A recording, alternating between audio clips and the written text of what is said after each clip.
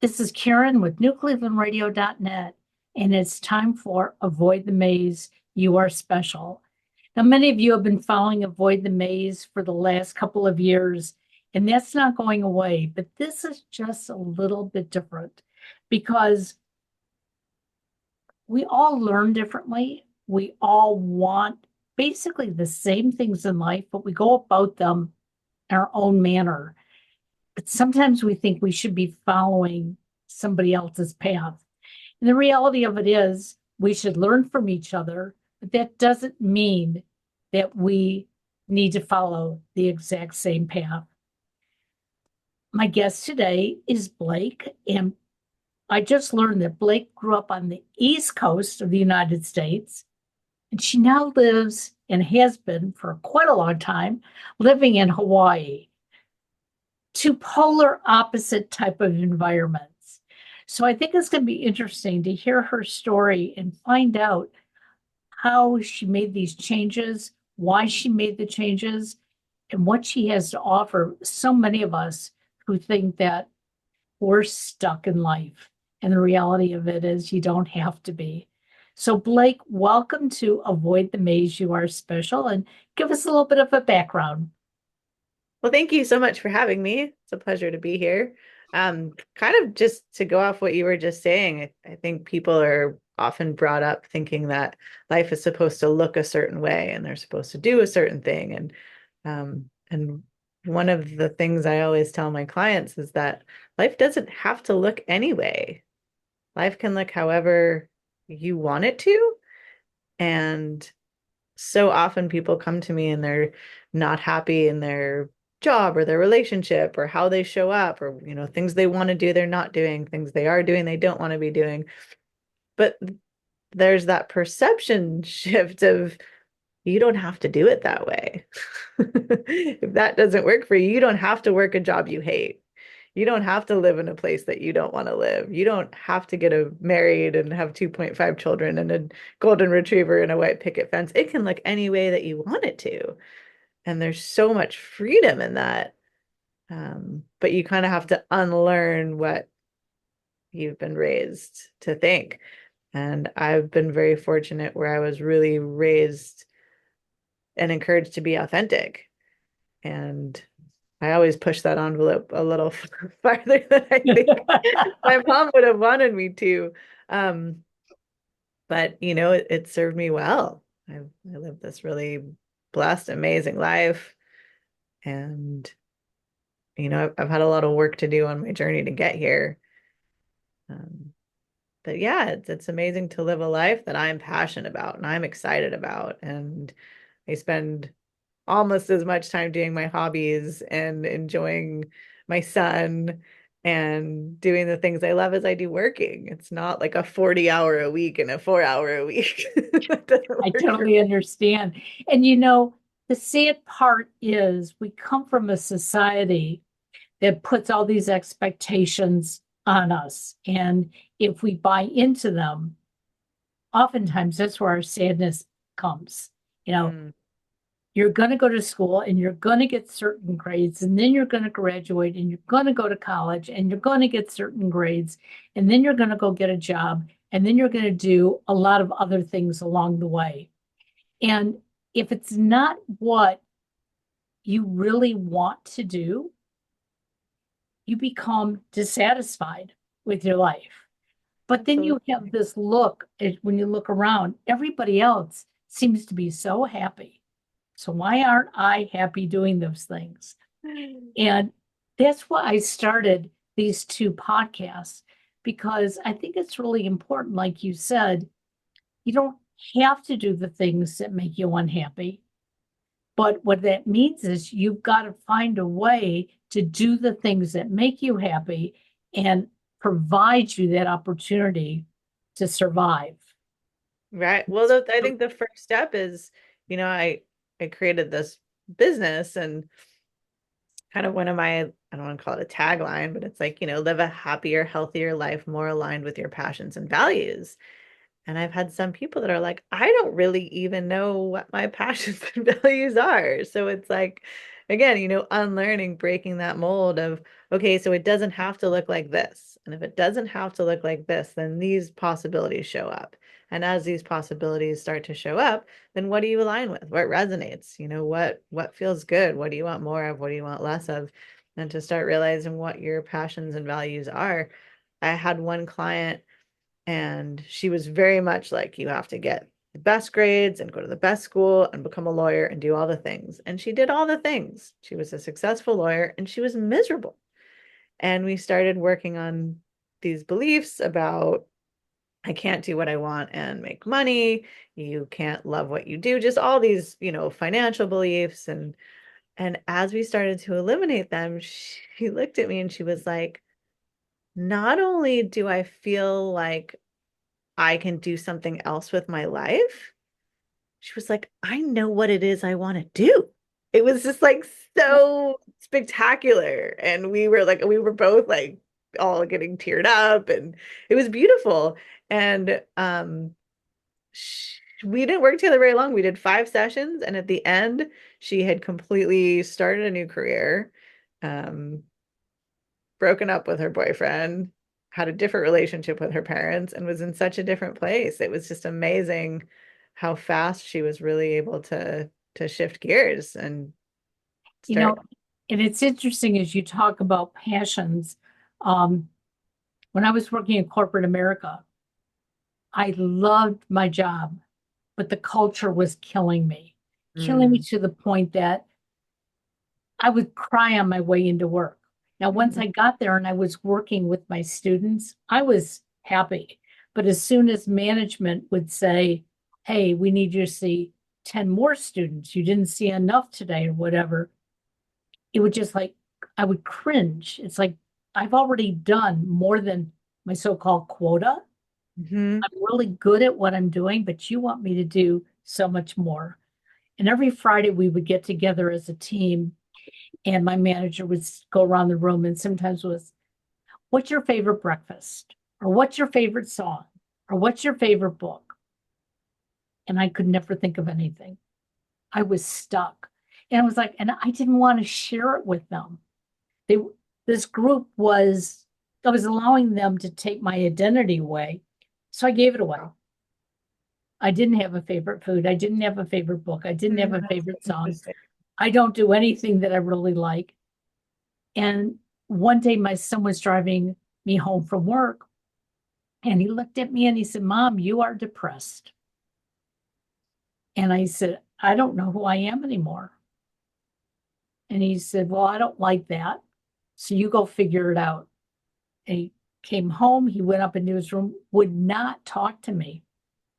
And I thought, well, that's really weird. What's going on? And the more I sat and I thought about what it is I really wanted to do, I went and knocked on his bedroom door and I said, know what I want to do?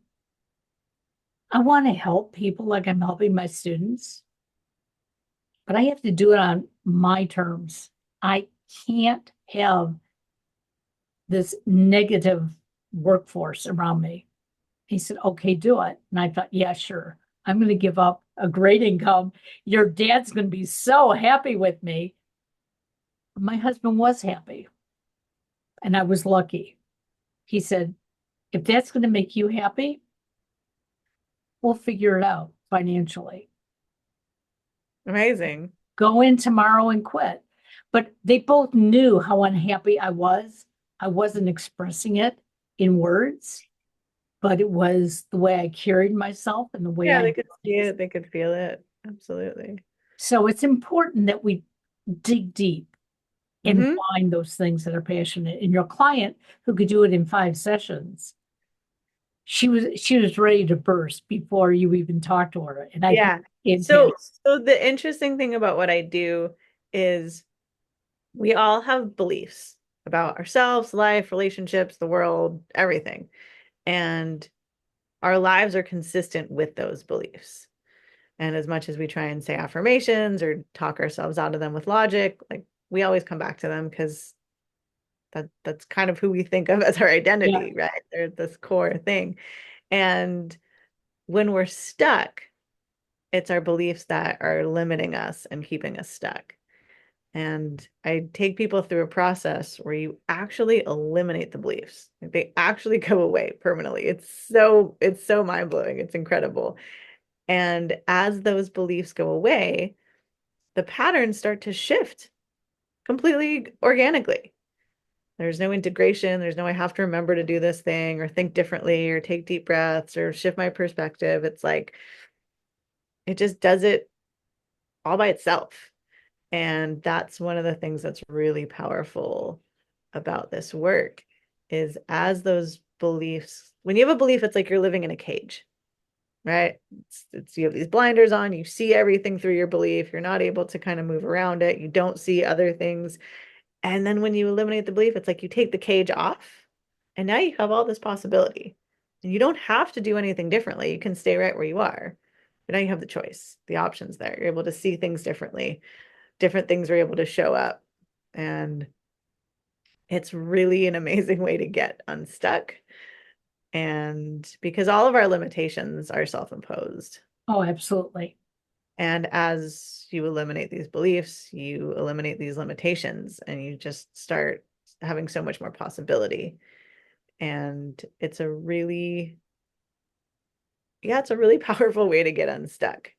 And it can be behavioral, emotional, anxiety, depression, procrastination, fear of public speaking, how we parent our children.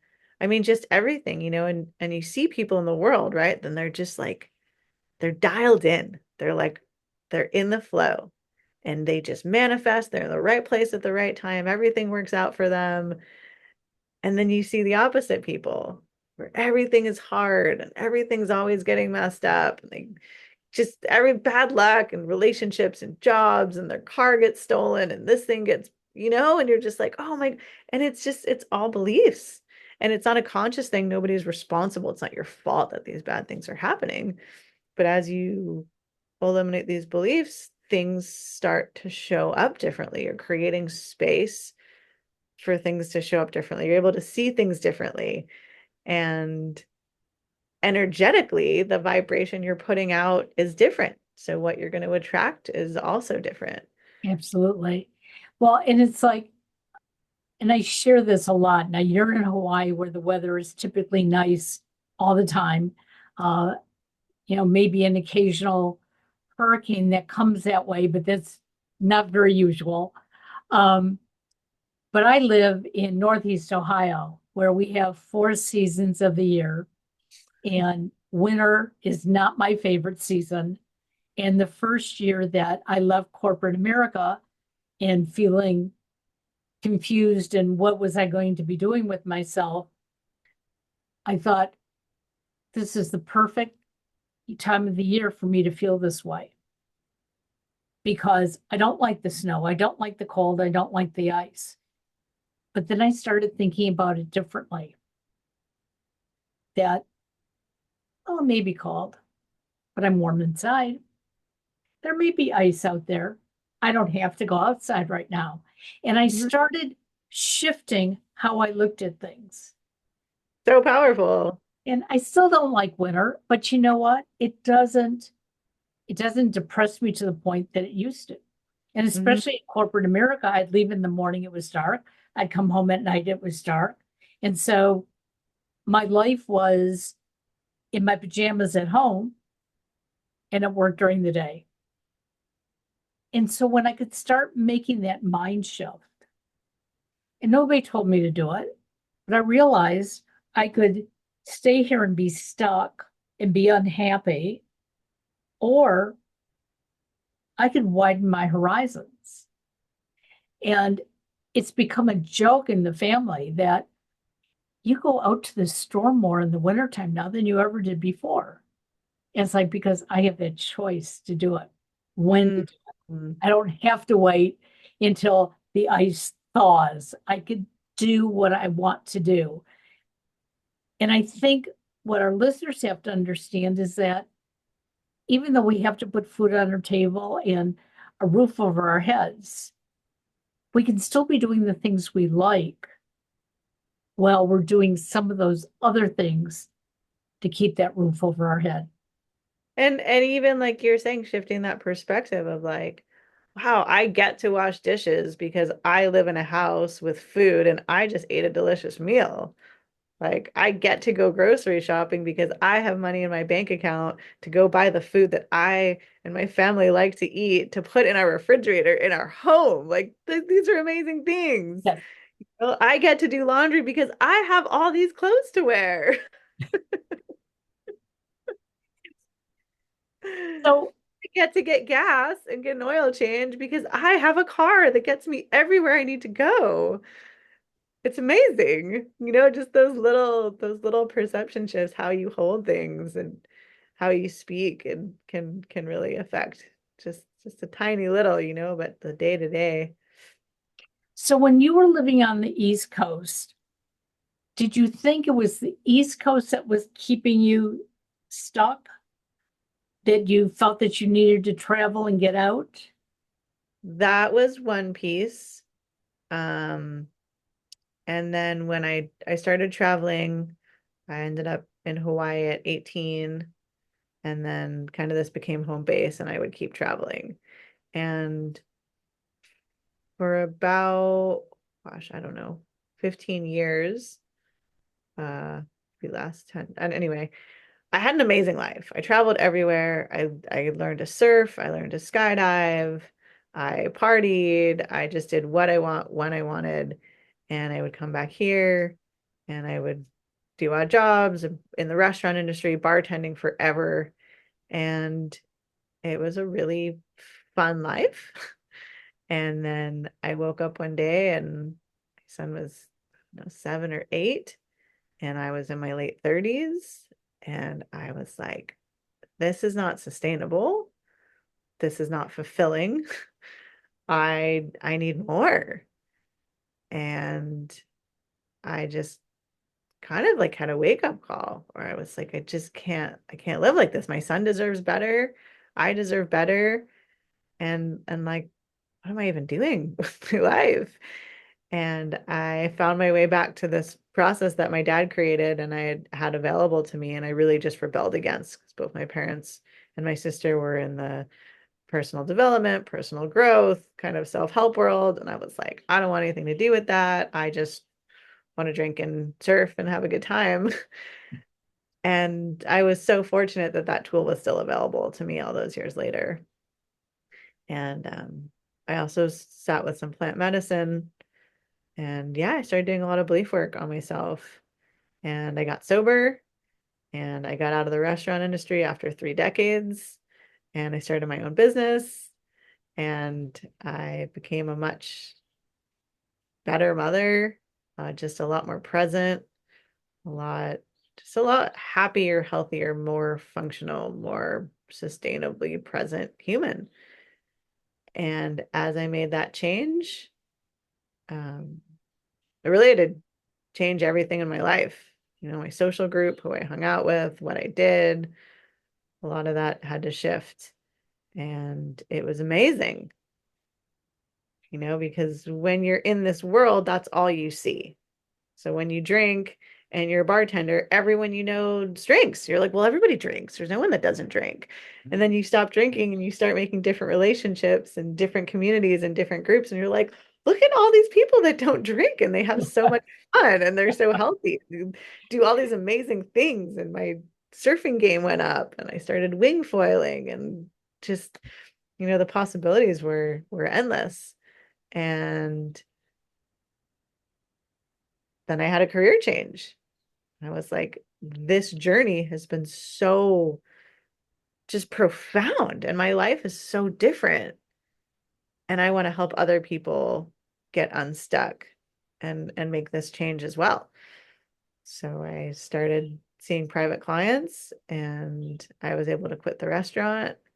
I work for myself. I make my own schedule. I'm at every one of my son's baseball games. I never miss a swell. So, what you're talking about was a huge, huge change, though. Okay. Because working as a bartender, um, you're sort of helping people out a little bit in conversation, but um, you're probably not seeing the best of those people, and they're not sitting there having those conversations wanting to make a change in their life either. They're just, sharing. But at the same time, restaurant life probably meant that you didn't have a lot of time for your son either. Um, and as a parent, we get torn. We want our life, we want our life with our child, and then we want to see a life in the future for ourselves. And sometimes I think that just bogs us down, that we feel that it's just never going to happen. And yet, if you want it to, you have to work for it. Nobody's going to hand it to you. So I'm sure nobody handed you this new life that you created. I think the most important thing, and it's so sad that we're never taught this, but balance. We're always taught more. You have to achieve more. You have to make more money, right? If you have a nicer car and a bigger house, well, then you'll be happy and people will think well of you. And, so it's never enough. And we're always looking outside of ourselves, where it's like we're trying to fill this hole. Yes, If I we just do are. this, if I just have this, if I have one more beer, if I date one more woman, if I make another this amount of money, right? And it doesn't work. And so we just keep looking for more instead of being like, wait, this doesn't work. Let me try something else. And when you're able to do the work in whatever modality that is, I think belief work's amazing. I think plant medicine, there's so many modalities out there, and realize that the only place you can fill that hole is internally. And then you're able to come from a very different place. And when you're able to come from that place and you're not seeking, then you're able to find this balance. I have time with my family. I have time for myself. I have time with my friends. I have time for my career.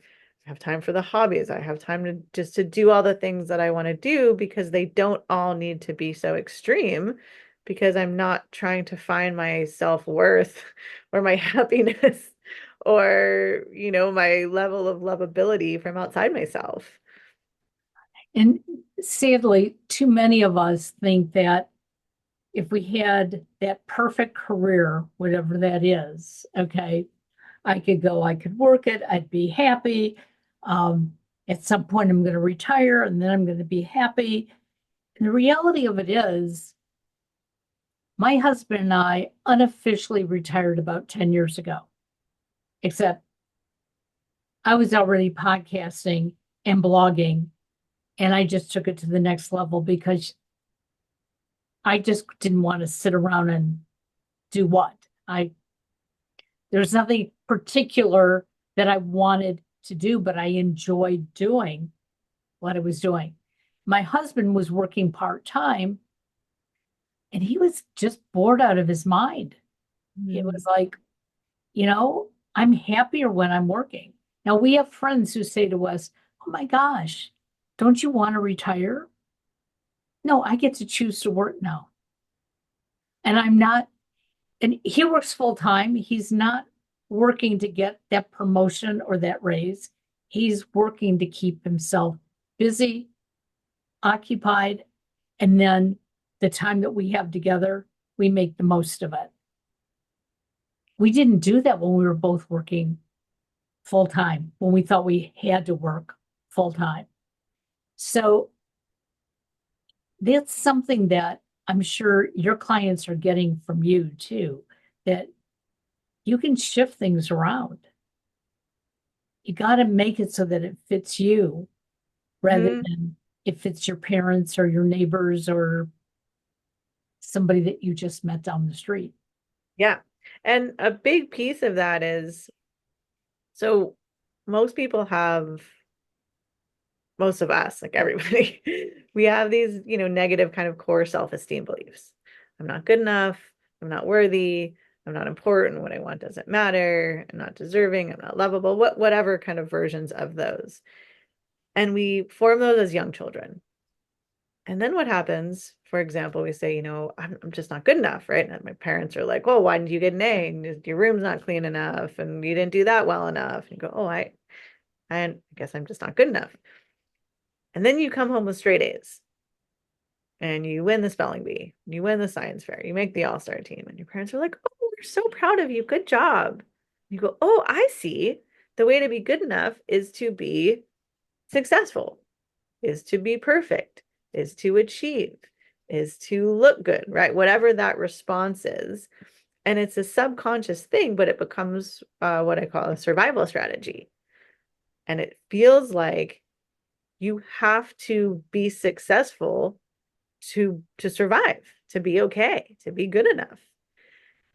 And when you have that, you lose the choice. I want to spend more time with my husband. I want to spend more time with my child. There's a business meeting. I have to go. Right? Oh, I'm going to the soccer game Saturday morning. I will be there. Oh God, there's a business meeting. I'm so sorry. I have to go. And it takes that choice away because you feel like you have to achieve and it's never enough. You never feel good enough. So you just have to achieve more and more and more. And in this work, one of the main process I do is eliminating the beliefs, right? So you eliminate the I'm not good enough, which is so life-changing in and of itself.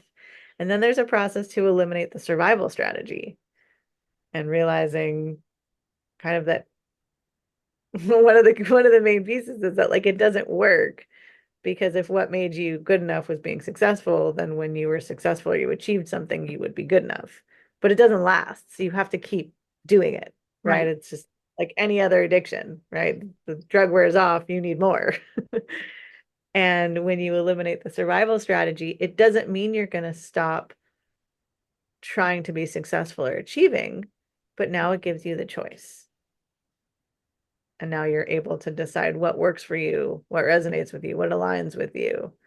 Okay, now I can spend more time with my family and I can still do that, but I don't have to. My survival is not dependent on it.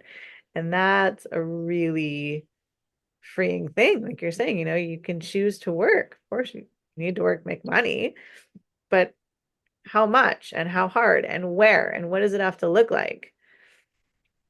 So what I'm finding interesting is that there is something about at least the American culture that tells us right from the beginning, you know, about achievement. Um, and I have two older brothers, and I first heard it about it was very important for them to achieve. I was basically told, well, someday you'll get married. Hmm. And it was like, oh, so I don't have to get good grades in school? Well, no, you still do, but your grades are not as important as their grades. And that really stayed with me for a very long time. And so when I was 21 and I met a guy who liked me and I liked him, we got married. And that was part of the culture that the two of us were brought up in. His parents kept saying to him, "You're not dating anybody. You're not dating anybody." And as soon as he started dating me, it was like, oh, well, this must be a long-term relationship. I think young people today have it much better. They're not rushing into that. They're looking to make themselves happy and whole. And it sounds like that's what your methodology is getting the individual to tell you what it is that's making them whole. And Mhm. maybe it's not making that six-figure salary. Maybe they are happy, you know, in, you know, just barely making it month to month, but they're making it and they're doing the things they like to do. So You said that in the beginning, right? We're all so different, and like what kind of lights us up and what we want our lives to look like is so different. And it's so important that we know what that is for us. So we're not just trying to live our lives for other people the way that they think it should be lived, because you can't please everybody. At the end of the day, it's if you're not happy, what's the point? You know? So what does that look like for you? What does bring you joy? What lights you up? What are your values? What are your passions? And how do you live a life that's consistent with those? What works for you? so your father created this methodology, and I'm assuming that's what you're using in your practice, correct? Mhm. So how did he create it? Why did he create it? What was behind all of it? So my dad had a really, really, really hard life. Um, my mom was his third marriage, and he was so depressed. And I was, I was a baby, and he was working, or what he was doing. But he was making a lot of money, and he was traveling, and he was never home, and he just wasn't happy.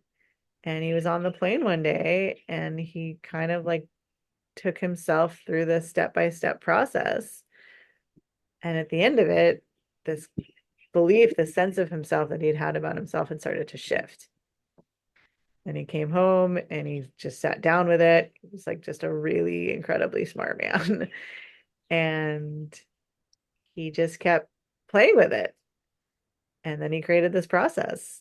And he showed it to my mom, and she was like, "Oh my God, this is why I was put on this planet." And she's been seeing clients for 35 years. And over time, it's shifted a little bit. It's gotten a lot faster, more powerful. And over time, he created other processes as well. When the belief things didn't work for everything, there's like a stimulus process. So every time you're criticized, you feel fear. Or every time someone tells you what to do, you get angry, right? There's a trigger and an emotion, and you don't even think every time the thing happens. So there's a process that deconditions, it neutralizes the trigger. And that's amazing. That's a really life-changing thing for people as well.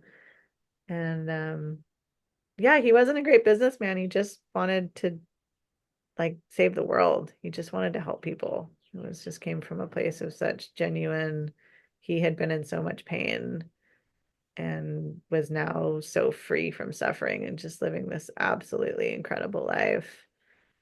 And he also, he quit that job making lots of money and started a business, and a lot of ups and downs when I was little, but I started doing what he loved and making a difference in the world.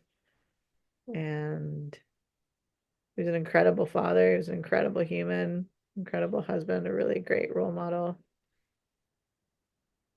So, what you're sharing with my listeners is something that um, I talk about a lot.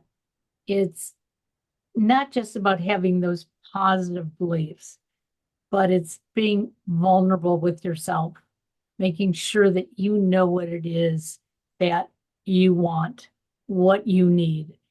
And I don't think you're saying there's anything wrong with anybody who decides that, hey, they want to work 24/7. That makes them happy. You know Do what? it. It works for you. Yeah, exactly. But as long as it works for you from a healthy place, because a lot of those people are doing it because they feel like they need to, because that's what's going to make them happy, or that's what makes them okay. And it's not a choice. If it lights you up, that fills your cup and makes you passionate, and you are excited to get out of bed and you are thriving, yeah, whatever works. But make sure it's coming from a place of this is really what I want to be doing. Exactly. This is what I feel like I have to be doing to be worthwhile or deserving or okay. And a lot of people have the belief what I want isn't important. There's all, the way that I work, we look at patterns, behavior and emotional patterns.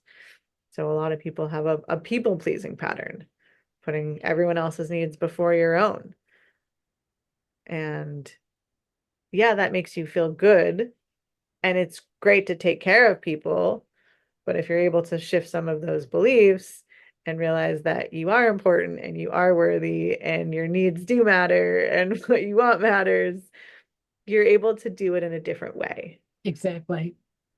And at the end of the day, it is more fulfilling when it comes from a healthy place and not a needy survival, right? The energy behind it's different. Well, I noticed that energy shift because I grew up, my grandmother always used to say to me, if you make other people happy, honey, you'll be happy. And so from little girl on, made sure my brothers were happy, my parents were happy. my father walked in the house and he wasn't smiling, it had to have been my fault, even though I hadn't seen him all day long. And it really took me a long time to get over that. And it's probably really within the last maybe 20 years where I finally realized I can be nice to people, I can do good things for them, but I got to do some good things for me. And if it doesn't feel good to do something, then I'm being a martyr. And I finally had to realize that there were certain things I was doing just here in the home. My husband never asked me to do them, but oh, it's my job. And then I was starting to get angry. Like, why do I have to be the one who always goes to the grocery store? Why do I have to make sure that we have a meal on the table? Why? And he finally said to me, you don't have to. I said, really? But my mother did it. My grandmother did it. And he goes, you're not your mother and you're not your grandmother. And I was like, You have an amazing husband. yeah, he is. I am extremely, extremely lucky. But I knew all that, but I was afraid to say it out loud because I thought, you know, this is what a woman does. Well, you know what? That's not true. And a woman only does those things if she wants to really do them, as you were saying. Don't do them just because you feel compelled to. It has to feel good. And, you know, this weekend on Saturday, my husband woke up from a nap and he said, what's for lunch? And I said, whatever you find. It's like, it's so freeing. I don't have to like, oh, go prepare him something. And it's like, and if he had asked me to, and I wanted to, sure, I would have done it.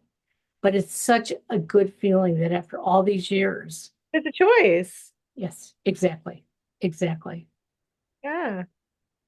So, how can my listeners find you and get more wisdom from you and learn more about your methodology? So my website is just blakelefkoe.com, BLAKELEF as in Frank, KOE, blakelefkoe.com. I am not on social media. People think I'm crazy, but it doesn't resonate with me. I don't like it. Doesn't It's a choice. doesn't work for me in my life, so I'm not on there.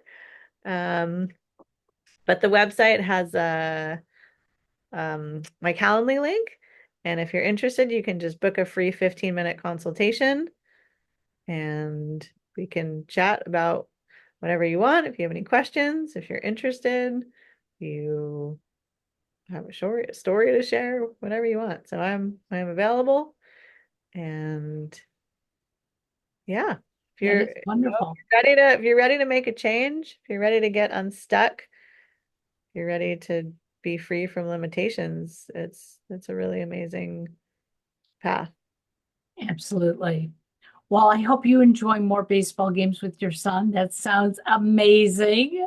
You have And lots. enjoy Hawaii for me. Take care. Thank you so much for having me. Thank you. Bye bye now.